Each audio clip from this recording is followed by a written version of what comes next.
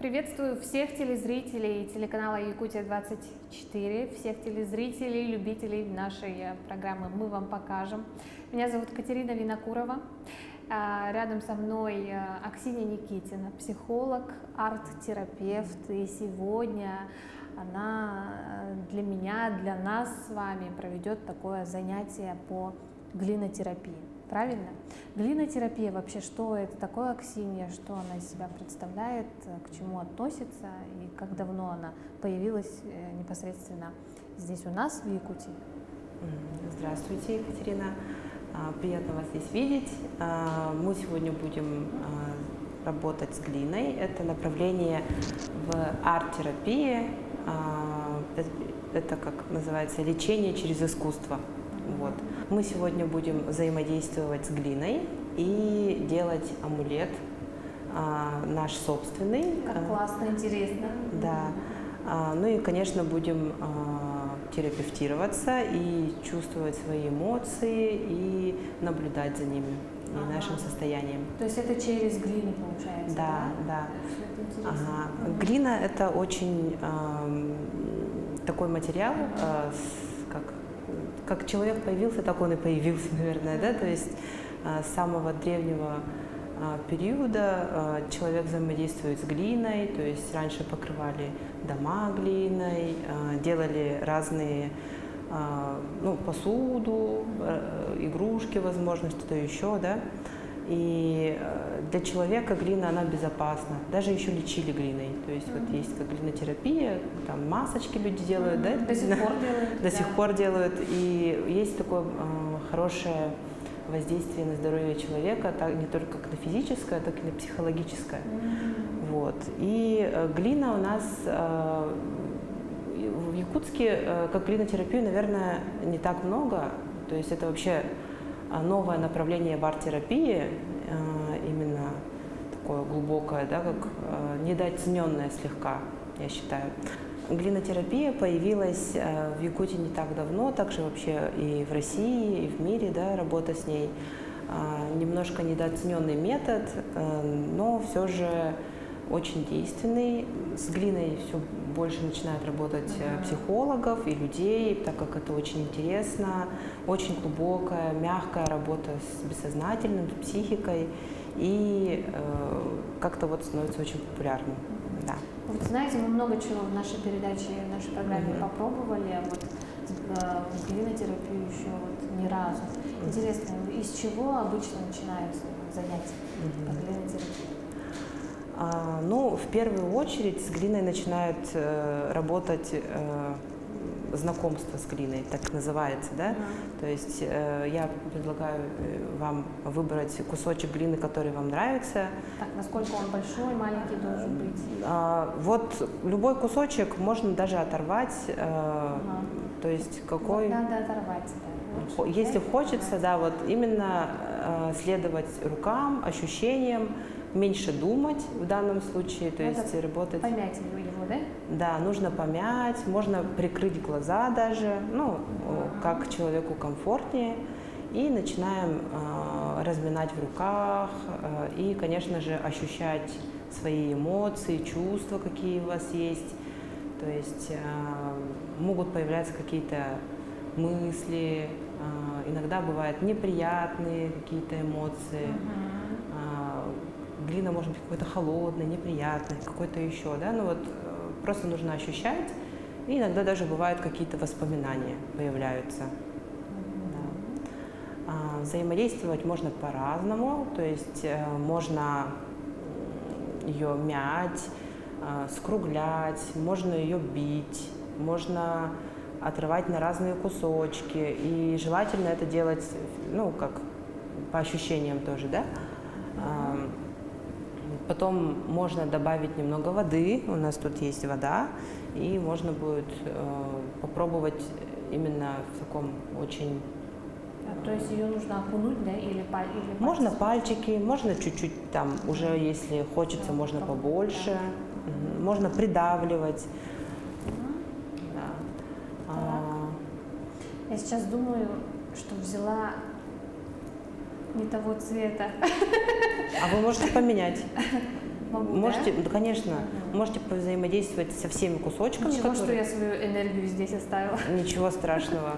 Глина Да? впитывает и в то же время как бы О, ты какая. совсем по-другому ощущается, да? Да. Мгм. Она такая более податливая, Можно. мягкая. То есть они различаются как-то по своей... Да, это все натуральная глина, белая и голубая. Еще и бывают, ну, множество разных цветов, да, такие там серые, фиолетовые, даже какие-то лиловые оттенки глины. И бывает с разными вкраплениями, то есть там маленькие песчинки бывают, да, и когда взаимодействуешь с этой глиной, ощущения всегда разные. Ну, то есть, если вот вы взаимодействовали сейчас, да, с серой глиной, ну, голубой, она по-другому ощущается совершенно. Да, она такая менее податливая, нужно больше усилий, да, каких-то прилагать для этого. Вот. Так, значит, мы сидим, думаем, размышляем, нам приходят какие-то эмоции, да? Да. Так, после. Сколько так нужно по времени? Сколько нужно? Ну вот человек, все люди разные, и можно, кому-то нужно больше времени, кому-то меньше, да. То есть можно просто попробовать еще разные эти техники. Можно попробовать поскруглять, тоже совершенно другие ощущения. Можно вот так вот пробовать попридавливать, это тоже отдельный ну, как способ взаимодействия, и ощущения тоже разные. В целом можно взаимодействовать минут 10-20, ну, как человеку будет комфортнее. То есть это так своего рода какое-то знакомство с глиной? Да, это называется, так и называется, знакомство с глиной. Да. То есть просто бывают разные реакции, бывают очень негативные, бывают очень позитивные, да, и то есть все-таки этот момент взаимодействия очень важен, знакомство с глиной, да, как знакомство, наверное, с собой таким. Да. Вообще очень хорошо работать с детьми тоже, с глиной, то есть у них для выражения каких-то своих эмоций, да, особенно у детей, подростков, бывает местами сложно. И она схожа с пластилином, поэтому дети, наверное, да. охотно, Но да? все-таки это природный материал, его можно размочить, можно более сухой выбрать, да. Из-за этого, ну, как взаимодействие получается более глубокое. Вот после знакомства с глиной что мы делаем далее? Далее можно отложить глину. Ну, так как мы сегодня будем делать амулет, не с точки зрения магического какого-то предмета или религиозного, мы будем именно с точки зрения психологии. Если не хватает какого-то ресурса или есть какое-то желание у человека конкретное, да, там, ну, в взаимоотношениях, в работе, может быть, да, или в финансовом плане. И мы будем вот делать такой амулет, чтобы такой, можно сказать, сила, да? Да. Но это символ, скорее, это будет символ. В который мы вложили свои желания, да. который должен постепенно. Вот. И можем отложить глину, если вы готовы, да, так вот откладываем и будем делать маленькую медитацию. Можно сесть удобнее, поставить ноги на землю ровненько, да, чтобы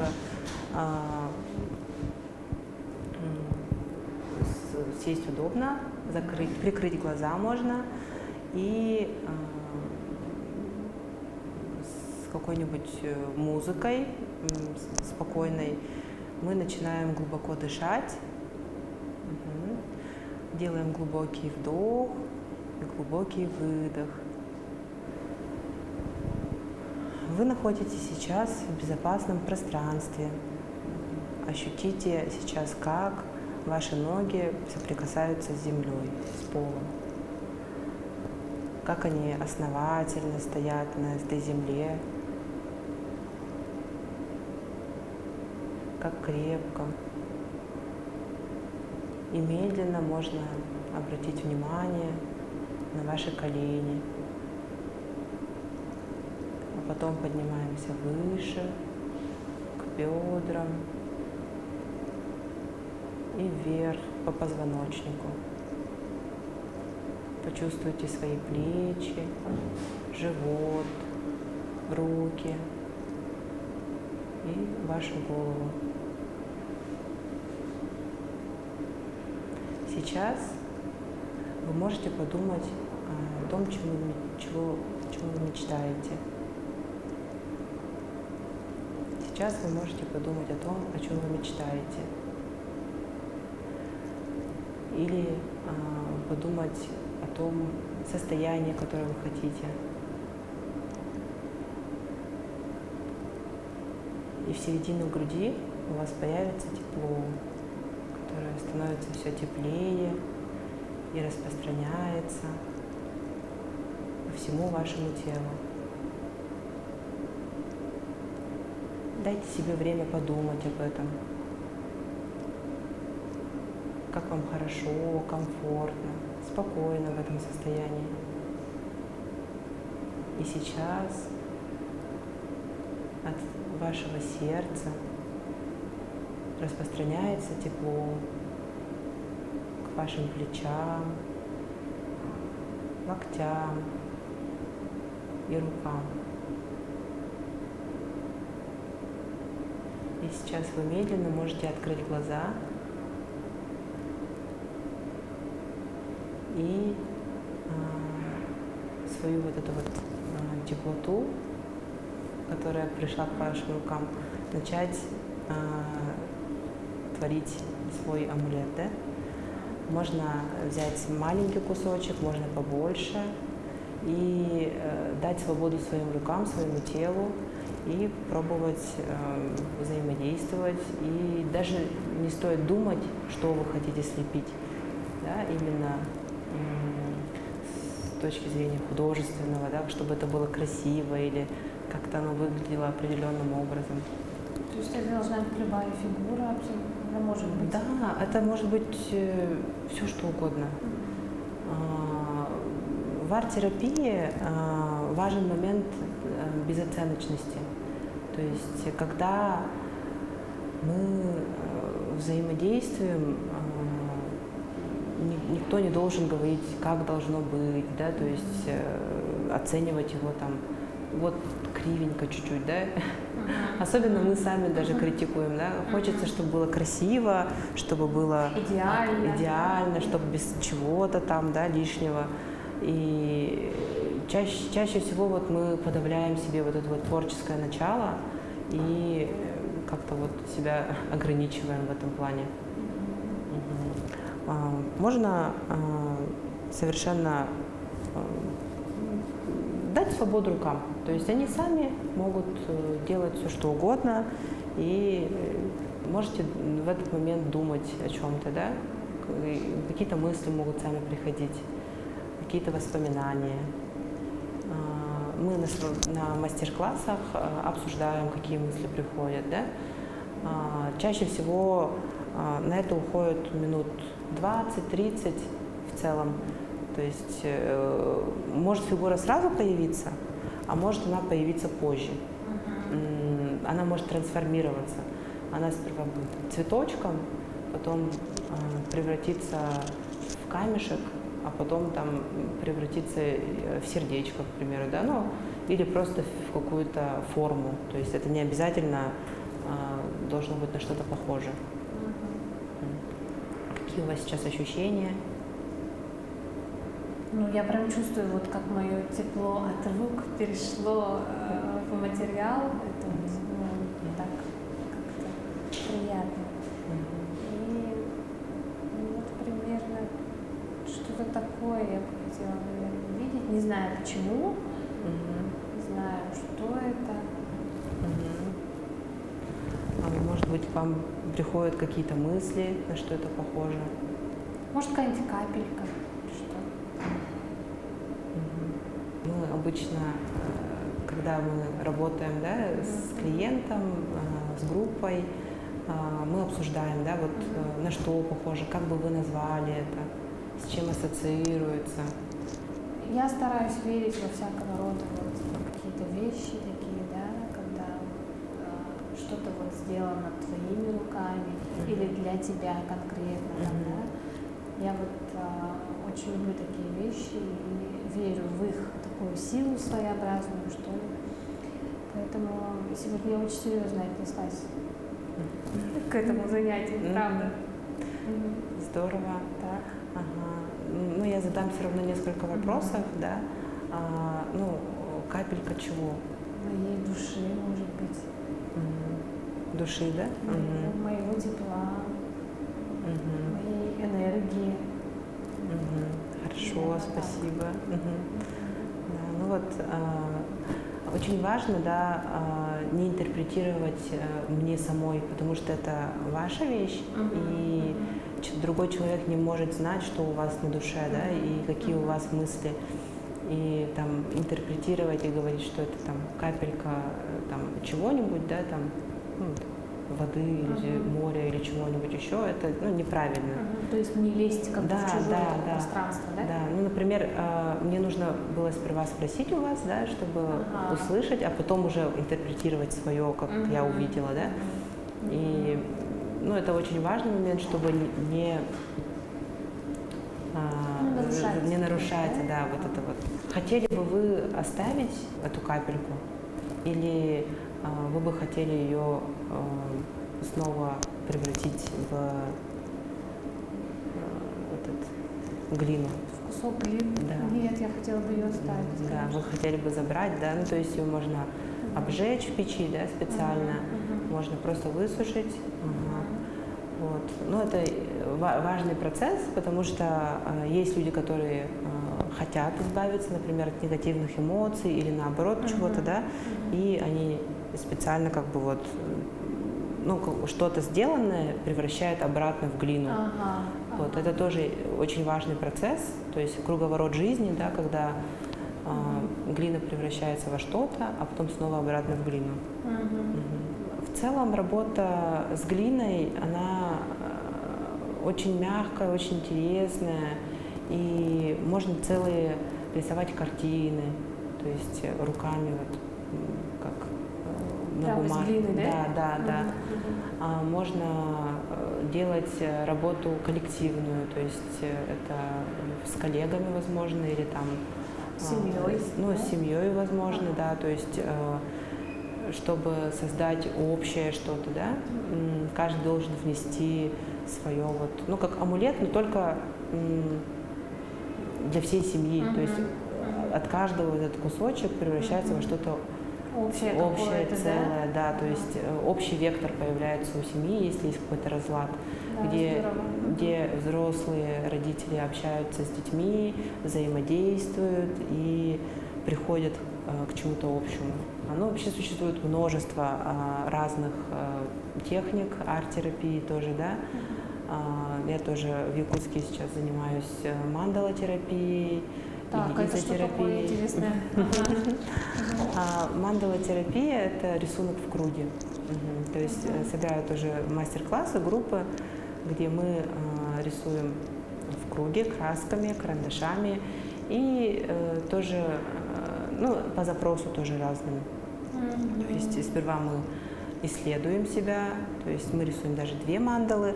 Одна у нас получается мандала состояния, где мы рисуем то, что сейчас на душе, а второе это у нас больше по запросу, по желанию, тоже как вот мы сейчас делали, да. А вообще арт-терапия, изотерапия, сейчас вот я собираюсь делать как мастер-классы на целый день, связанные с танцотерапией, музыкотерапией и тоже с медитацией, с рисованием, ну, то есть где человек сможет полностью окунуться в это вот прекрасное искусство, да, и в то же время терапию. Как интересно.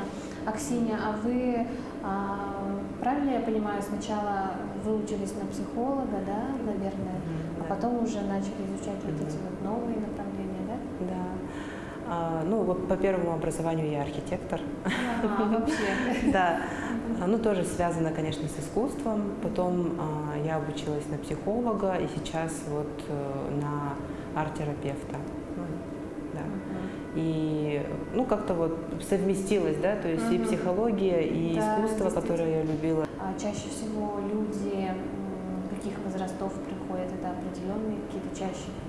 Или вообще разновозрастные, может, семейные даже приходят? Чаще всего приходят женщины возрастом, наверное, 20, 60 лет, ну вот так вот.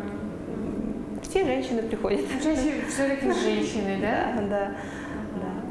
Да. И сейчас я хочу еще повысить квалификацию, чтобы работать с детьми.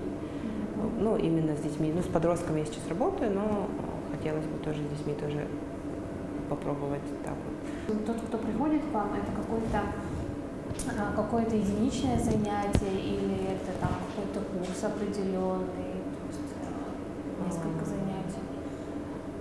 Или там достаточно просто человеку ради интереса прийти, познакомиться? Ну, чаще всего приходят на мастер-классы, то есть у меня мастер-классы где-то по 2 часа, от часа до 2-3 часов по-разному, да.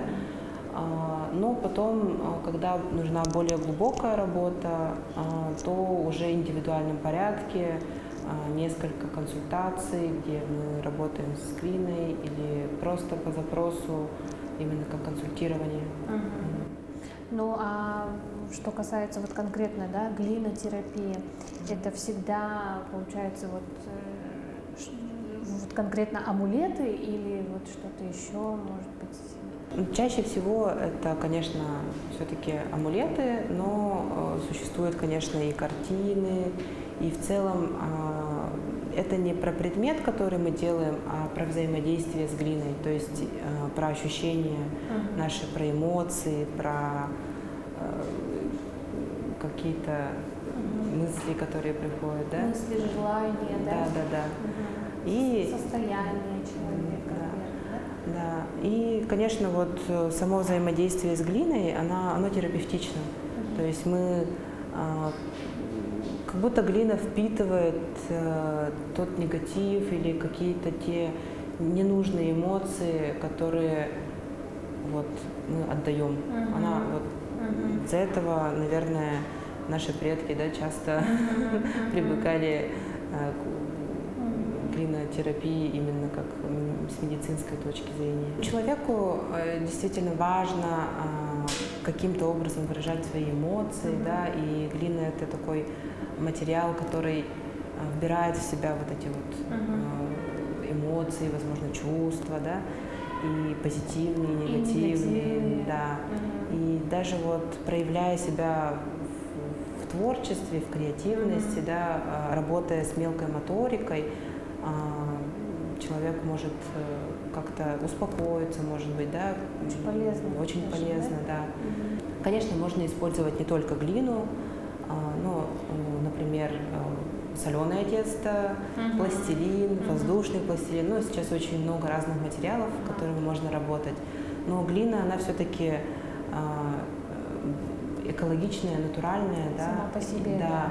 И с ней можно действительно там взаимодействовать и добавлять воду, как-то обжечь, если что, да, и сохранить себя вот это вот. Да, она как живая, наверное, да? Да, так и считается. Аксинья, я думаю, что наши телезрители заинтересуются вашими уроками, занятиями, да, вообще глинотерапией, арт-терапией, да? И как можно вас найти? Где? Меня можно найти в социальных сетях. Я периодически выкладываю расписание занятий, да. Ну, они плавающие чаще всего по запросу. И в разных местах, наверное. Да, в разных местах. Что ж, Аксинья, я вам очень благодарна за сегодняшний такой познавательный мастер-класс, за мое какое-то вот состояние, которое изменилось за эти полчаса, да. Спасибо вам за такие хорошие эмоции, за возможность узнать о глинотерапии. И, уважаемые телезрители, хочется обратиться к вам. Избавляйтесь от ненужных эмоций или наоборот, свои приятные, позитивные, да, какие-то мысли, эмоции вы всегда можете вложить и сотворить что-то такое вот для себя, да, какую-то вещь, рисунок, как мы уже сказали. Спасибо, Аксинья, вам еще раз. Я думаю, мы с вами еще не раз увидимся. Ну а с вами, дорогие телезрители, мы увидимся в следующих выпусках. Мы вам покажем. Отличного дня!